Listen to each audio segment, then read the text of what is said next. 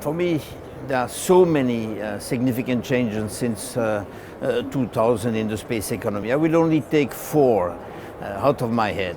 The first one, in 2000, we had 90 small and medium enterprises registered with the European Space Agency.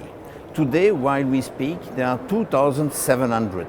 You can imagine the difference. That means a real profound change in the space ecosystem, with all around Europe a network of SMEs that are providing essential elements for the space program. I will take a second case, second real change. In 2000, Galileo and Copernicus were not a reality.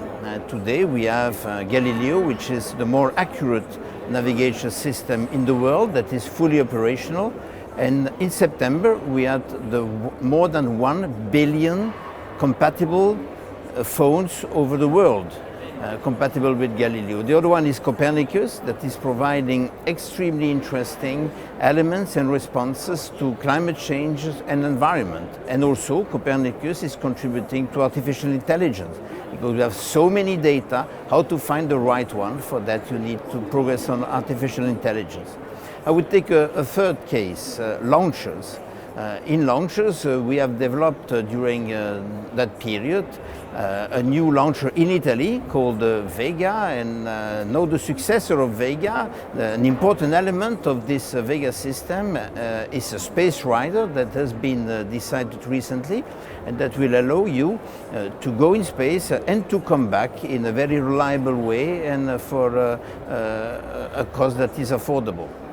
A fourth example, 20 years ago, public-private partnerships were really at the start. We are really at the pioneers' age of public-private partnership in space. Today it's extremely common. It is common, of course, for telecom, where it is in place now more and more for all the telecom activities that we are supporting. But this is starting now also in exploration with co-financing and private investments in the activities we are doing towards the moon. Two figures that we should keep in mind. Since 2000, the private sector has invested 14.8 billion overall in the world in space ventures. 2 weeks ago, European ministers of space in Seville have decided 14.5 billion of public investment for the coming 3 years. Put those two figures into perspective. It shows clearly that private investments are growing, but it shows also very clearly that public investment will continue to be the strongest pillar in space in the coming years.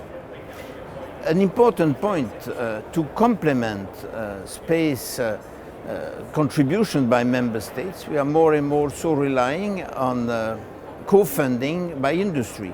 In complement to the 14.5 billion that we have collected 2 weeks ago, we will have during that period of 3 years more than 1 billion invested by European industries co-funding ESA program. This clearly shows that the role of the private sector is increasing, while still the role of the public sector is certainly the largest one.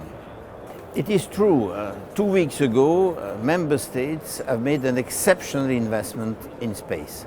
In total, 14.5 billion euros are invested by our 22 member states for the coming 3 years. What are the reasons behind this investment higher than ever? Myself, I see three main reasons.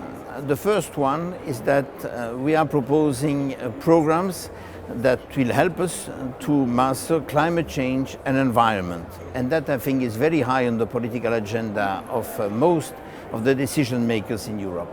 The second one for me is exploration. We came with an extremely interesting set of missions towards the moon, towards Mars, that were very attractive. But I think a very important element is that space today is seen more and more as a vector for growth and jobs.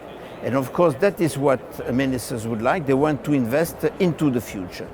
What does that mean for Europe? That means more support to the European activities in space, but also it is very important for ESA. because member states have also increased the mandatory activities of ESA. That means that they have invested in the ESA system. They think we are delivering. That's why I think they have invested.